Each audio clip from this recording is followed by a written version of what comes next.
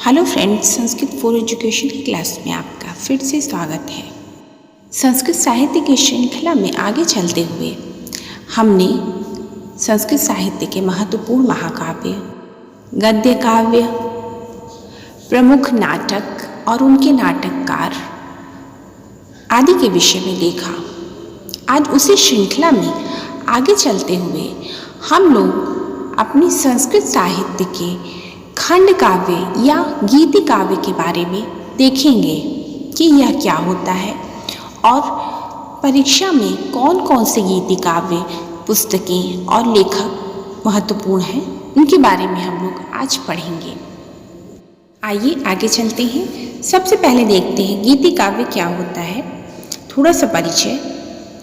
शास्त्रीय दृष्टिकोण से गीति काव्य को खंड काव्य कहा जाता है क्योंकि इसमें महाकाव्य के पूरे गुण नहीं होते हैं।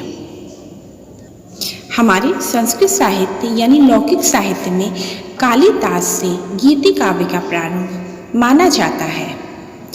भागवत पुराण, विष्णु पुराण, नारद पुराण तथा अन्य पुराणों में भी उपास्य देव की स्तुति मिलती है, इसके लिए गीति काव्य का उद्गम माना जाता है।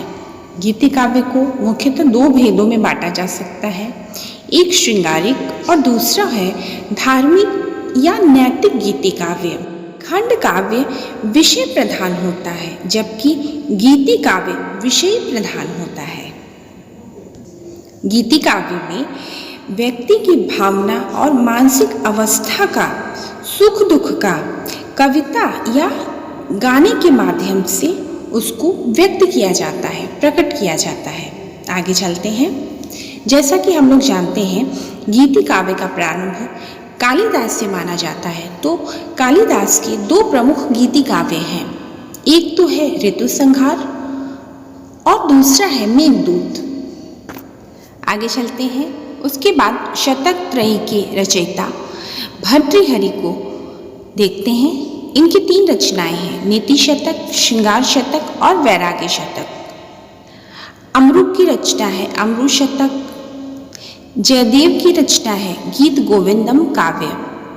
पंडित राज जगन्नाथ की रचना है भामिनी विलास। हाल की रचना है गाथा सप्तशती।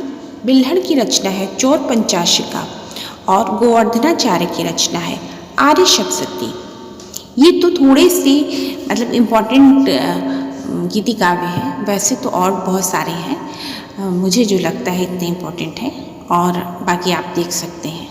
आगे चलते हैं। कालिदास का ऋतुसंहार, इसमें 6 सर्ग हैं और 144 श्लोक हैं। इन 6 सर्गों में 6 ऋतुओं का क्रमशः वर्णन दिखाया गया है, जैसे कि ग्रीष्म, वर्षा, शरद, हेमंत, शिशिर और वसंत। इन ऋतुओं का कवि द्वारा बड़े ही मार्मिक ढंग से वर्णन किया गया है। कालिदास ने इन ऋतुओं को जीवन से जोड़ के और उसकी अभिव्यक्ति दिखाई है। अगला है मेघदूत। महाकवि कालिदास ने इसमें यक्ष और यक्षिणी के प्रेम और विरह वर्णन का बड़ा ही मार्मिक और सुंदर चित्रण किया है। इसमें यक्ष मेघ से अपने संदेश ले जाने तक की जो व्यथा है और संदेश देने और प्रेयसी तक पहुंचाने की जो मार्मिक अभिव्यक्ति है, वह इसमें कालिदास ने बड़े ही अच्छे ढंग से व्यक्त की है। इसके बारे में हम लोग आगे बात करेंगे। अभी देखते हैं अगला। शतक त्रयी के रचनाकार भर्तृहरि का समय 575 से 650 ईस्वी के लगभग माना जाता है और इसमें भर्तृहरि ने प्रसाद व माधुर्य गुण का बड़ा ही सुंदर वर्णन किया है और श्रृंगार रस, जो श्रृंगारी प्रेमी हैं उनके लिए श्रृंगार रस और जो भक्त हैं उनके लिए वैराग्य का बहुत ही अच्छा चित्रण दिखाया गया है। अगले हैं अमरु या अमरुक। इनकी रचना है अमरु शतक। इसमें श्रृंगार रस का प्रयोग किया गया है और यह वैदर्भी रीति के कवि हैं। अगले हैं जयदेव या कवि राजराज। इनकी रचना है गीत गोविंदम काव्य। इसमें 12 सर्ग हैं। इसमें श्री कृष्ण का गोपियों के साथ रास क्रीड़ा का वर्णन दिखाया गया है। रचना में जयदेव द्वारा गद्य, पद्य और गीत इन तीनों का जो समन्वय है उससे एक नई विधा को जन्म मिला है। आगे चलते हैं। पंडित राज जगन्नाथ, इनकी रचना है भामिनी विलास। आगे है हाल, इनकी रचना है गाथा सप्तशती, जिसमें 700 आर्य छंदों का संग्रह है। इसकी रचना महाराष्ट्र प्राकृतिक में हुई है और यह एक गीति काव्य की श्रेणी में आता है। बिल्हड़ की रचना है चौर पंचाशिका, जिसमें 50 लघु पद्यों से यह समन्वित है। अगले हैं गोवर्धनाचार्य, इनकी रचना है आर्य सप्तशती। आगे चलते हैं। जैसा कि हमने कहा था कि मेघदूत के बारे में हम लोग बाद में बात करेंगे, तो कालिदास से गीति काव्य का प्रारंभ माना जाता है। तो कालिदास का जो ऋतु संहार है और मेघदूत है, यह हमारे संस्कृत साहित्य में कुछ ज़्यादा ही प्रसिद्ध है। तो हम लोग मेघदूत के बारे में विस्तार से देखते हैं। इसमें विप्रलंभ श्रृंगार का प्रयोग किया गया है और मंदाक्रांत छंद में यह निबद्ध है और इसमें रीति है वैदर्भी और इसकी उपजीविता का श्रेय ब्रह्म वैवर्त पुराण को दिया जाता है। यह 2 भागों में विभक्त है, पूर्व मेघ और उत्तर मेघ। इसमें नायक है हेममाली और नायिका है यक्षिणी यानी विशालाक्षी। इसका जो मंगलाचरण है वह वस्तु निर्देशात्मक है और इसमें मेघ को दूत के रूप में प्रयोग किया गया है। आगे चलते हैं, देखते हैं मेघदूत की संक्षिप्त कथा। इसमें विरही यक्ष का वर्णन है और वह मेघ के द्वारा अपनी प्रिय यक्षिणी को संदेश भेजता है। पूर्व मेघ में रामगिरी से लेके अलका तक का मार्ग बताया गया है और उत्तर मेघ में प्रिया के लिए संदेश। संक्षिप्त कथा इस प्रकार है, देखते हैं। पूर्व मेघ में अलकापुरी के स्वामी कुबेर ने अपना कार्य उत्तरदायित्व के साथ न निभाने के कारण यक्ष को शाप दे दिया है 1 वर्ष तक अपनी पत्नी से वियुक्त होकर मर्त्यलोक में निवास करने का। यह शापवश रामगिरी के पर्वत पर निवास करता है। शाप के लगभग 8 महीने बीत चुके हैं। आज आषाढ़ मास के प्रथम दिवस में उसने मेघ को देखा, मेघ अर्थात बादल को देखा, तो वह अपनी प्रिया से बिना अत्यंत व्याकुल हो गया।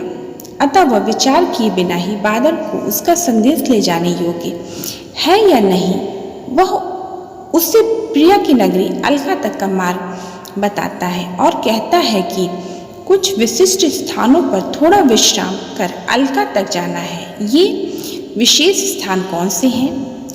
मालवा प्रदेश, आम्रकूट पर्वत, नर्मदा नदी, विदिशा नगरी, निर्विघ्ना नदी, उज्जैनी में महाकाल मंदिर और क्षिप्रा नदी, देवगिरी, चरमती नदी, कुरुक्षेत्र, सरस्वती नदी, गंगा नदी, हिमाचल पर्वत, क्रौंच रंग और कैलाश और अलका नगरी का वर्णन दिखाया गया है। इसमें उत्तर मेघ में यक्ष कहता है, हे मेघ, तुम्हें अलका में गगनचुंबी प्रासाद मिलेंगे। वहाँ सदा सुख, वैभव, आनंद और विलास निवास करता है।